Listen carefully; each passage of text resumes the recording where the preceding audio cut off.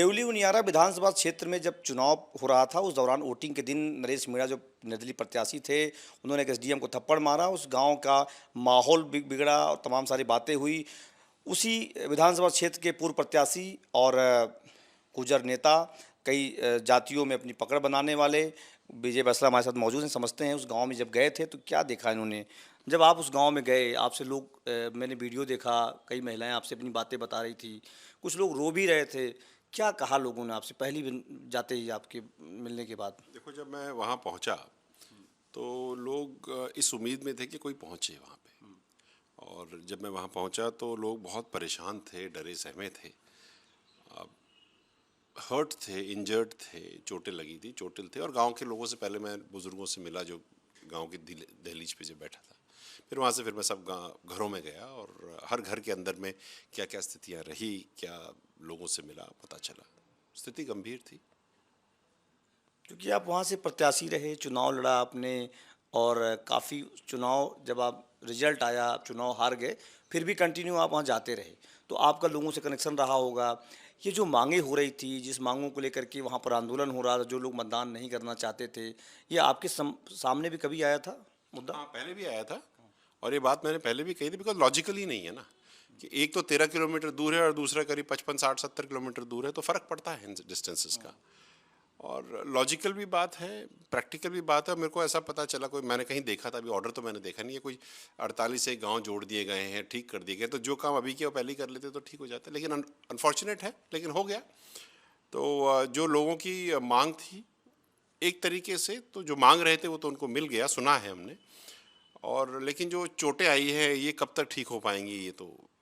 और जो जो बदन पे चोट है वो तो ठीक हो जाएगी, जो मस्तिष्क में चोट है वो कहाँ से ठीक होगी। एक दूसरा सवाल करूंगा। वहाँ कंटिन्यू ये बात आ रही है कि गाड़ियाँ जलाई गई, गिनी जा रही हैं कितनी बाइक हैं, कितनी कार हैं, पुलिस की कितनी गाड़ियाँ हैं।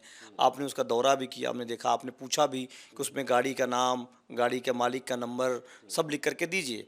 तो क्या इस पे काम शुरू हुआ? वहाँ पर लोगों ने भेजा, आपको कुछ कहा? लोगों ने कहा है मुझे कि वो बना रहे हैं, कंसोलिडेट कर रहे हैं। काफ़ी सारे लोग अभी जो मेरी कल शाम को बात हुई थी, वो कह रहे थे काफ़ी सारे युवा जो हैं अभी तक गांव वापस नहीं आए हैं। तो ये भी एक डर है थोड़ा सा। हाँ, गाड़ियाँ जली हैं। मैंने लोगों से पूछा कि जो गाड़ियाँ जली हैं किसकी थी, उन्होंने बोला हमारी ही थी मोटरसाइकिल्स। तो जब आपकी खुद की मोटरसाइकिल्स आपके घर के आंगन में खड़ी हैं और जल गई हों तो एक नुकसान होता है। और घर भी टूटे हैं, घर भी जले हैं। लोगों का जो चारा होता है, जो भूसा जो गायों के लिए हम गाय भैंसों के लिए रखते हैं, उसमें भी पूरे में आग लगी है। तो वो नुकसान हुआ है। अब इसकी भरपाई कैसे होगी, क्या करना है, इसका कोई तरीका निकालना चाहिए। विजय जी, आप वहाँ पर पूर्व प्रत्याशी थे इसलिए गए थे, या आपकी उन सभी जातियों में पकड़ है इसलिए गए थे? क्योंकि वहाँ पर जब दूसरे लोग गए तो वहाँ पर लोगों ने विरोध किया और आपके जाने के बाद लोगों ने आपसे बातचीत की। क्या वजह मानते हैं आप कि किस हैसियत से लोगों ने आपसे बातचीत की और आपने उनको समझाया? देखिए, पूरे राजस्थान में मैं काम करता हूँ, जाता रहता हूँ। ऐसा कोई क्षेत्र नहीं है राजस्थान का जहाँ मैं गया नहीं हूँ। और फिर देवली उनियारा तो मेरे को पार्टी ने अपनी विधानसभा बना करके ही दिया था। इलेक्शन हार गया, बहरहाल वो ठीक है, होता रहता है। लेकिन उसके बाद भी मैं पिछले 12 महीने से कंटिन्यूसली काम कर रहा हूँ वहाँ पे। पकड़ तो नहीं कहूँगा, अपनत्व कहूँगा मैं। और मेरे लिए एक्सटेंडेड फैमिली है, क्योंकि अगर हफ्ते में 4 दिन मैं क्षेत्र में ही रहता हूँ तो मैं अपने परिवार से ज़्यादा तो यहाँ रहता हूँ। तो वो घर की बात है, लगाव है। और जब अपने घरों में किसी को पीड़ा होती है तो पीड़ित होना तो स्वाभाविक है और उनका ध्यान रखना भी स्वाभाविक है। हमारा काम है, हमारा कर्तव्य है। और जैसे मैं किसी और को भी कह रहा था कि केवल गुर्जर समाज के लिए नहीं, सर समाज के लिए मेरे पिताजी भी काम करा करते थे, हम भी करते हैं। और अगर किसी को पीड़ा होगी, किसी के साथ गलत हो रहा होगा तो गलत के अगेंस्ट में तो हम खड़े होंगे साहब। ये हमारा डीएनए है, हमारे संस्कार है, हमारा सिस्टम है। और सही के लिए साथ हैं, गलत के लिए हम अपनी बात रखेंगे। लोगों का फ़ायदा होना चाहिए, लोग आगे बढ़ने चाहिए, पीछे नहीं। एक सवाल करूंगा कि चुनाव से, मतदान से एक दिन पहले आपका एक वीडियो आया, 2 दिन पहले, उसमें लोग आपके साथ गाना गा रहे थे, आपके नाम के गाने चल रहे थे। वो लोग उत्साह में थे। दूसरी, जब आपको फिर जाना पड़ा तो वो लोग दुखी थे, परेशान थे। तो उन चीज़ों को कैसे कोरिलेट कर पा रहे हैं कि घटनाक्रम नहीं होता तो चीज़ें वहाँ कुछ और होती, किस तरीके से चीज़ें होती चलेगी वहाँ पर? और उसमें लोग कह रहे हैं कि राजनीति हुई, तमाम चीज़ें हुई। आपको क्या दिख रहा है वहाँ पर? देखिए, राजनीति हुई नहीं हुई, क्या हुआ क्या नहीं हुआ, ये तो इन्वेस्टिगेशन का मैटर है। अब हम किसी चीज़ के ऊपर जजमेंट नहीं दे सकते क्योंकि हम जज नहीं हैं। हम तो भुक्तभोगी हैं। हम तो जैसे लोगों के साथ पीड़ा हुई, दर्द हुआ, उसमें शामिल हम भी हैं। हाँ, जब मैं पहले गया था इलेक्शन से, वोटिंग से 2 दिन पहले, वो शादियों का माहौल था। निमंत्रण आए थे, पूरे क्षेत्र से आए थे, मैं जा ही नहीं पाया। जितना मैं जा सका 2 दिन में मैंने शादियों में मैं गया रहा। लोगों का प्यार है तो गीत तो चलते ही हैं, कभी मेरे नाम के बजते हैं, कभी कर्नल साहब के नाम के बजते हैं।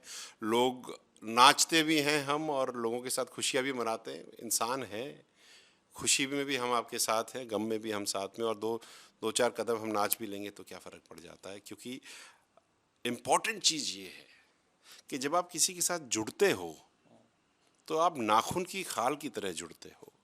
ऐसा नहीं कि जब मतलब निकल गया तो हम वापस नहीं आएंगे। हम आएंगे, रहेंगे साथ में। अब ये आखिरी सवाल है, आपको जो सारी चीज़ें दिखी वहाँ पर, जिस तरीके से लोगों से आपकी बातचीत हुई, कई जगह आप गए, कई जगह लोग बैठे थे, महिलाएं, बुजुर्ग, बच्चे सब अपनी बातें आपसे कर रहे थे, मैंने वीडियो देखा जो आपका आया। उन सब चीज़ों को देखने के बाद अब आप क्या चाहते हैं, क्या होना चाहिए वहाँ? मांग आपने रखी सरकार में या कहीं कोई अपनी बात कही आपने उन चीज़ों को देखने के बाद? देखो, मैंने हमारे जो होम मिनिस्टर साहब, होम डिपार्टमेंट के जो हैं, जवाहर सिंह जी बेटा, मेरी उनसे परसों बात हुई थी सुबह। मैंने उनको यही निवेदन किया था कि 2 चीज़ों का काम करिएगा आप। एक तो जो दोषी है वो छूटना नहीं चाहिए, और जो निर्दोष है उसके साथ कुछ गलत नहीं होना चाहिए। खास करके हमको ये भी देखना है कि जो लोग पकड़े गए हैं ना, वो युवा हैं। अगर उनमें से कोई निर्दोष हो और उसके ऊपर अगर कोई केस पड़ जाए तो बेचारा क्या करेगा, उसका तो फ्यूचर ही खत्म हो जाएगा ना। इसलिए मैंने उनको कहा, एक तो ये चीज़। दूसरी चीज़, मैंने उनसे ये भी निवेदन करा था कि आप एक लिस्ट बनवाइए, गाड़ियाँ कौन कौन, मैंने भी कहा है गांव वालों को, मैंने कहा कौन कौन कितना कितना नुकसान हुआ, किस किस की गाड़ियाँ जली, घर में किसका नुकसान हुआ। कि जो जल गई गाड़ी वो तो बिल्कुल बेकार है।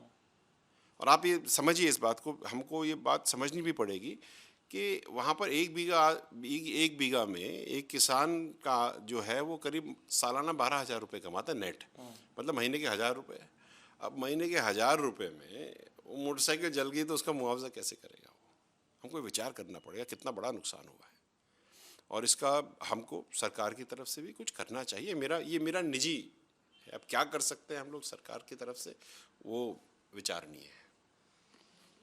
ये थे हमारे साथ विजय बैंसला, जो समरौता गांव से लौट करके आए हैं, लोगों से बातचीत की, उनसे मुलाकात की है, उनकी बातों को सुना है, और ये भी बता रहे हैं कि क्या होना चाहिए वहाँ पर।